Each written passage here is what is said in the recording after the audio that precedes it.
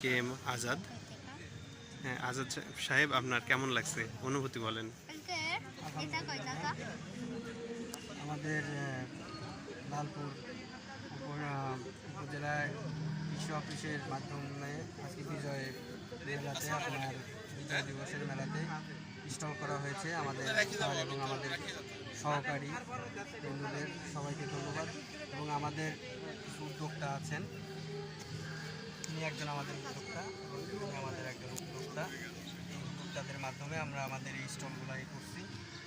একজন উদ্যোক্তার কিছু কম্পোস্ট আর একজন উদ্যোক্তার জৈব সার হ্যাঁ, এবং ভার্মি কম্পোস্ট। ভার্মি কম্পোস্ট এবং পাশে কিছু নার্সারির কিছু ইয়ে আছে।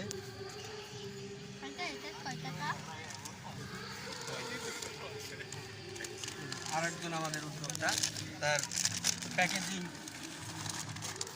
জৈব সার।